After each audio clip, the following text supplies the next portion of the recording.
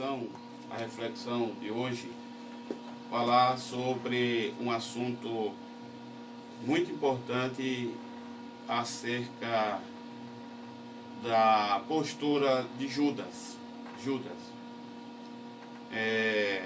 Quem nunca foi traído, o traidor.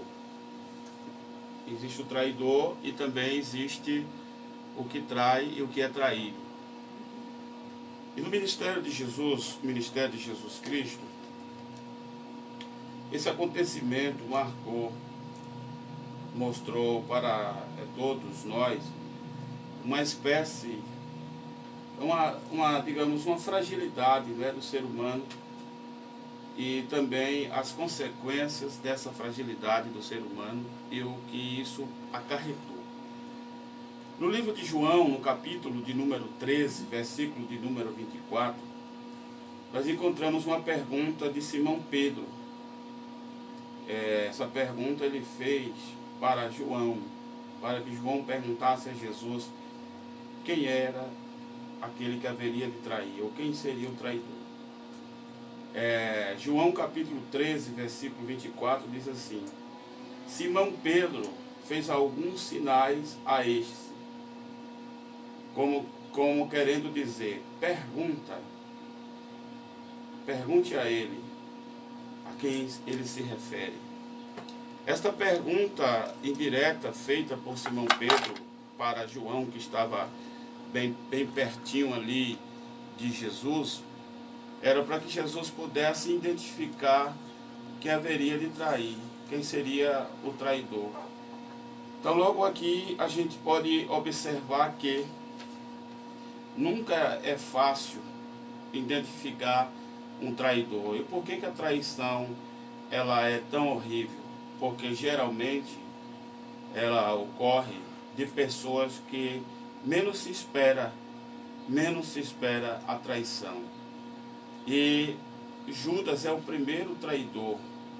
Aqui temos notícia que teve a coragem de trair o próprio Filho de Deus. O próprio Filho de Deus foi traído por este homem. Ele foi um dos discípulos, um dos 12 discípulos, mas nem isso foi para ele motivo para que ele não viesse trair a Jesus.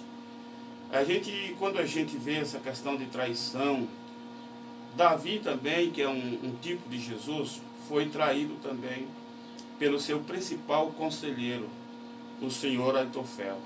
Esse Aitofel era conselheiro de confiança de Davi. Conselheiro de confiança de Davi. Eu quero abrir aqui um parênteses, abro aspas e fecho aspas, para relatar um fato que está ocorrendo hoje no mundo. Por exemplo, hoje o presidente dos Estados Unidos, o Trump, foi denunciado para sofrer um processo de impeachment. E as alegações desse processo de impeachment é devido a um suposto telefonema que ele deu para o presidente da Ucrânia para investigar o filho de um pretendente à Casa Branca, ou seja, de um cidadão americano que anunciou seu nome para ser candidato a presidente ali dos Estados Unidos, para concorrer com o Trump. E aí a grande questão é que esse telefonema presidencial do presidente da República para um chefe de uma outra nação é feito debaixo de todo um protocolo. Apenas alguns assessores de segurança mais perto do presidente e alguns membros do serviço secreto norte-americano é quem participa dessas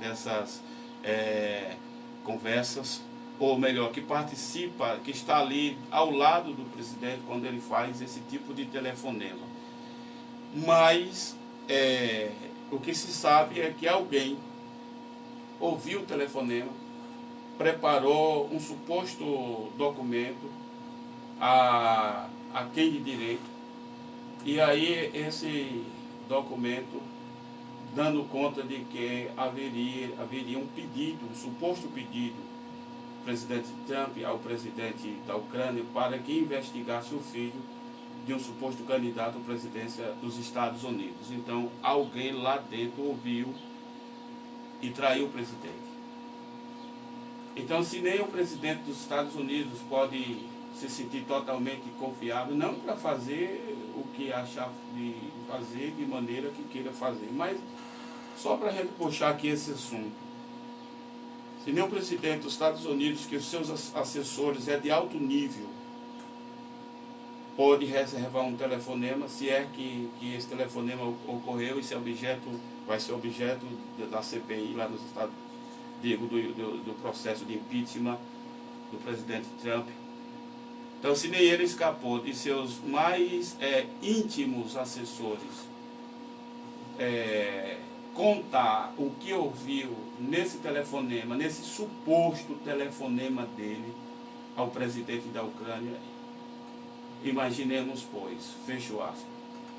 Jesus também, no seu colegiado de apóstolos, ele sofreu traição. Deu o exemplo de Davi, o rei Davi da Bíblia, que foi, na verdade, traído pelo seu principal conselheiro, o Aitofel. Isso está em 2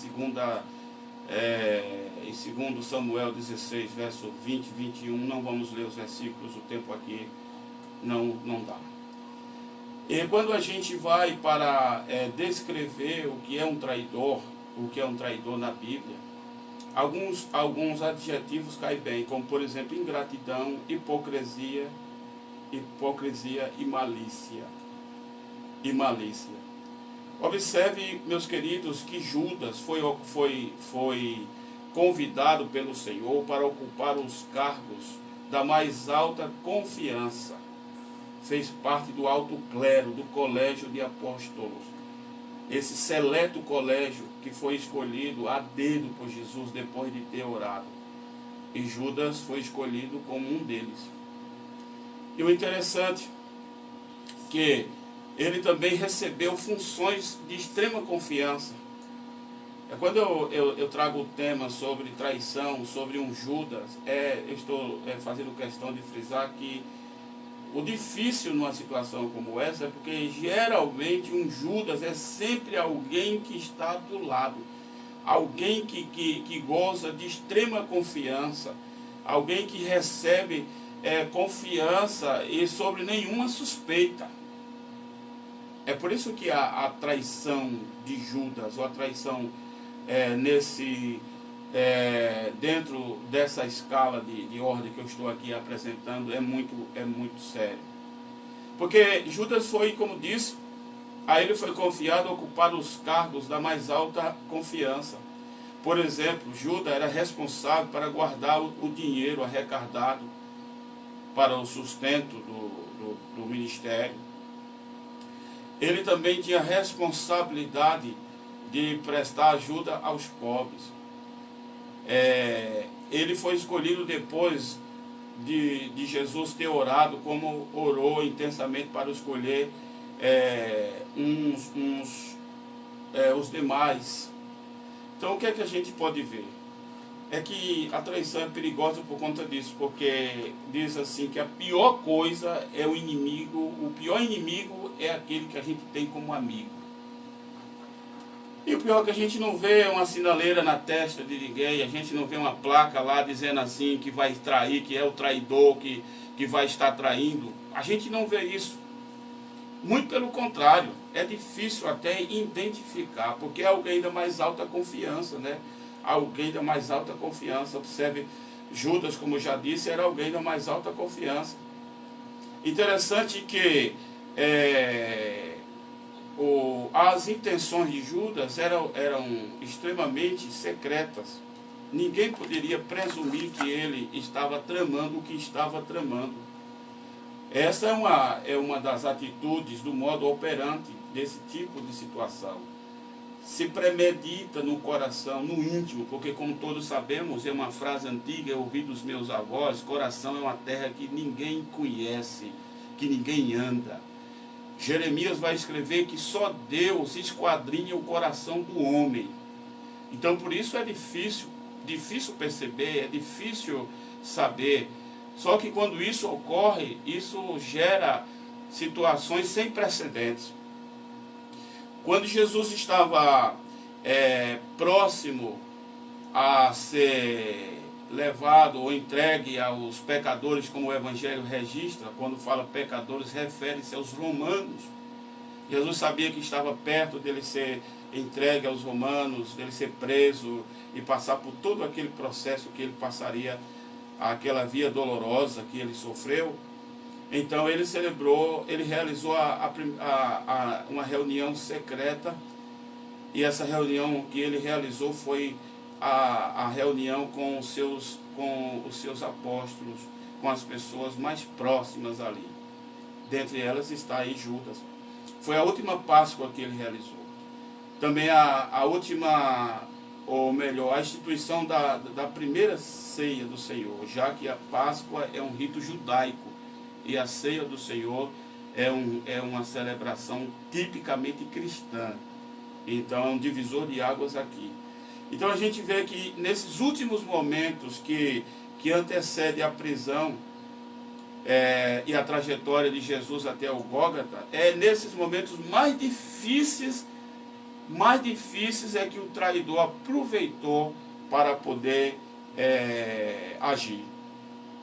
Interessante, meus queridos irmãos, que Jesus, ele não diz, quando ele está reunido ali, eu às vezes passo um fio na minha mente, Jesus reunido ali, com todos os seus apóstolos, com as mulheres de confiança, com as pessoas mais próximas ali, ao redor da mesa, comendo aquela refeição judaica que é a Páscoa, e logo em seguida fazendo a instituição da ceia, que seria uma ordenança que ele deu à igreja em todos os tempos e em todas as épocas. E enquanto a igreja viver na face da terra, a ceia é uma ordenança a ser cumprida pelos cristãos. É nesta hora que Jesus, nesse momento mais difícil da sua vida, Jesus vai falar sobre esse assunto, mas ele não revela o nome do traidor. Interessante que Jesus não citou ali naquele momento, não constrangeu Judas, não disse que ele seria o traidor, mas muito pelo contrário, Jesus deu a oportunidade a Judas para se arrepender, porque ainda havia tempo para isso. Interessante que quando Jesus disse que aquele que molhasse o bocado com ele, esse o haveria de trair. A Bíblia diz no versículo que eu li que Pedro vai perguntar a João, ele dá um toque assim para João, João, pergunte aí a Jesus quem vai trair ele. E o que eu acho interessante, irmãos, é que o traidor comeu no mesmo prato, comeu o pão junto com Jesus. Então a traição é algo terrível por isso, porque se come no mesmo prato, participa da mesma reunião, da mesma sala, ouve as informações mais particulares e privilegiadas que possa existir. No entanto, o coração do traidor trabalha igual a uma coisa a um sentimento de consumir, enquanto não chega ali naquele desejo, quando aquele desejo não se realiza, o desejo de trair, então não se para de trair. Interessante que quando a Bíblia fala da traição de Judas, a Bíblia traz um personagem que passa a morar com Judas. Porque quando Judas molhou o bocado, o bocado é aqui o pão que ele estava comendo, quando ele molhou ali para comer no mesmo lugar onde Jesus molhou e os outros também molharam, a Bíblia diz que naquela hora o diabo ele entrou em Judas, ele entrou nele. E o que eu acho incrível é que a traição ela tem muito a ver com o diabo, que ele foi o primeiro a trair. Ele conseguiu fazer a mente de 1/3 dos anjos para se rebelar contra o Eterno. Ele conseguiu incentivar rebeliões durante toda a história, tanto envolvendo o povo de Deus como outras nações. Ele é um oportunista sagaz, ele é muito sutil, a sutileza. Uma das coisas do traidor é a sua sutileza. Ele não se deixa conhecer facilmente, nunca se saberá de fato a pessoa do traidor até que ele dê o seu golpe, até que ele revele através de suas ações que ele é um traidor, que ele é um Judas. Nunca se sabe, nunca se identifica facilmente. Jesus aqui conhecia, sabia quem seria, não expôs diante dos colegas de Judas que ele seria o traidor, deu a ele a oportunidade de voltar atrás, mas nada disso foi capaz de mudar aquele cidadão, muito pelo contrário. O que eu acho interessante é que ele ali comendo com Jesus, sabendo que ele iria conversar logo depois dali com os sacerdotes, com a polícia religiosa de Israel, para poder prender Jesus. Ele sabia de todo o plano para prender o Salvador, para condená-lo. Ele sabia de tudo que estava sendo ali planejado, tudo que estava ali em mesa para poder prejudicar o Salvador, e mesmo assim ele estava comendo. E interessante é que ele está ali comendo. Isso demonstra o que ele é